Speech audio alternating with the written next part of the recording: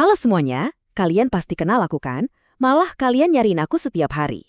Kalian rela bangun subuh, kerja keras banting tulang siang dan malam, kadang sampai lupa waktu istirahat, murni cuma buat aku. Nah, di pembahasan kali ini, mari kita bicara dari hati ke hati. Biar aku perkenalkan diriku secara resmi. Namaku Uang. Ya, aku tahu banget apa yang ada di kepala kalian sekarang. Kalau dilihat dari wujud fisik, aku ini emang gak ada apa-apanya. Kadang cuma selembar kertas lusuh, kepingan logam kecil, atau kalau zaman sekarang ya, cuma deretan angka di layar HP kalian. Kelihatannya rapuh banget kan? Tapi tunggu dulu. Di balik wujud yang super sederhana ini, bersembunyi sebuah kekuatan raksasa yang sebenarnya sangat menakutkan. Coba deh perhatikan. Wajahku biasa aja, fisikku lemah. Kalian bisa dengan gampang merobek atau ngebakar aku dalam hitungan detik. Tapi jangan sampai tertipu ya. Dengan fisik selemah itu, aku punya kemampuan buat merombak seluruh tatanan dunia. Ibaratnya aku ini pusat gravitasi dari peradaban manusia saat ini. Kekuatanku itu jauh melampaui apa yang kalian lihat secara fisik.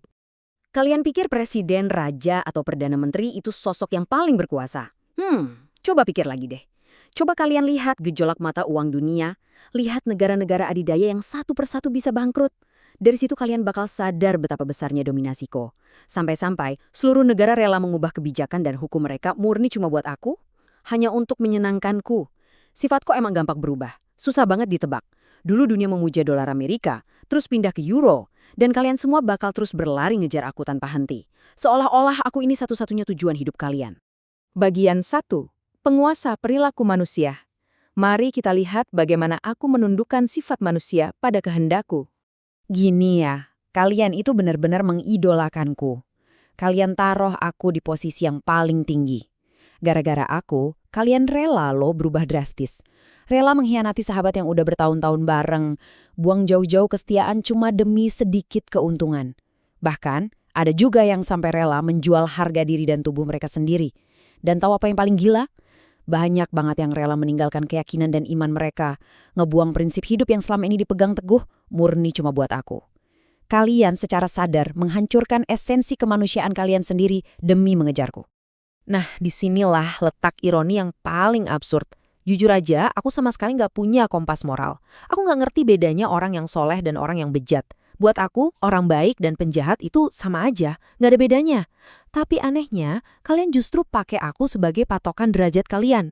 Kalian pakai aku buat nentuin siapa yang kaya, siapa yang miskin, siapa yang dihormati, dan siapa yang direndahkan di masyarakat. Konyol banget kan, benda tanpa moral sepertiku malah kalian jadikan hakim tertinggi buat nilai harga diri manusia.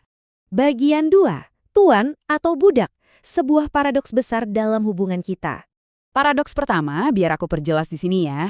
Aku ini bukan iblis. Aku cuma benda mati yang gak punya niat jahat sama sekali.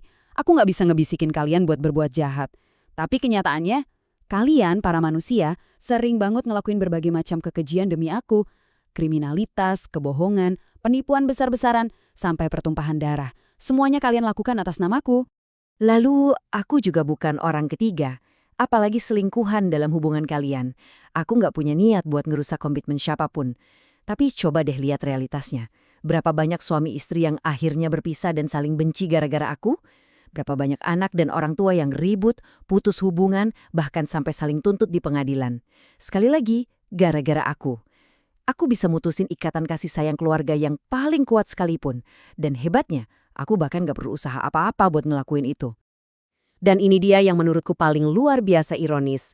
Jelas banget aku ini bukan Tuhan. Aku nggak nyiptain langit, bumi, atau udara yang kalian hirup.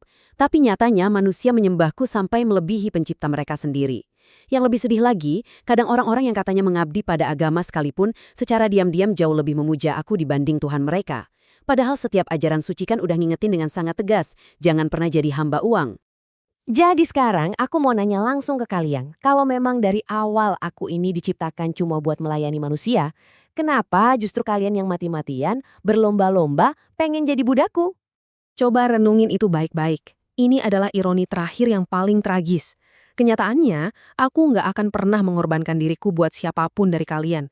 Tapi anehnya, ada banyak sekali orang yang dengan sukarela, rela mati, mempertaruhkan nyawa dan segalanya, murni cuma buat aku. Pengabdian kalian kepadaku itu benar-benar fatal dan sukses membutakan akal sehat. Bagian 3. Batas akhir kekuatanku. kebenaran yang terus kalian abaikan. Disinilah letak kelemahan terbesarku. Pada akhirnya, di saat penyakit mematikan datang menyerang kalian, saat fisik kalian mulai rapuh, menua, dan perlahan hancur, aku ini cuma bisa jadi alat bayar untuk menebus resep obat kalian. Saat dihadapkan pada bayang-bayang kematian, seluruh kekuasaanku yang tadinya bisa merombak dunia itu lenyap tak bersisa. Aku tiba-tiba menyusut jadi sekedar alat tukar yang sangat-sangat terbatas fungsinya. Dengar baik-baik. Aku tidak mampu memperpanjang hidup Anda. Sebanyak apapun tumpukan kekayaan yang berhasil kalian kumpulkan seumur hidup, segunung apapun emas yang kalian timbun, aku nggak akan pernah bisa ngebeli walau cuma 1 detik tambahan waktu untuk napas kalian. Dan ketika hari terakhir kalian itu tiba, sadarilah ini. Aku nggak akan bisa nemenin kalian setelah kematian. Aku nggak akan ikut masuk ke tempat peristirahatan terakhir kalian. Tempatku cuma ada di atas tanah, bukan di bawahnya. Dan yang paling penting, aku sama sekali nggak bisa jadi penebus untuk dosa-dosa kalian.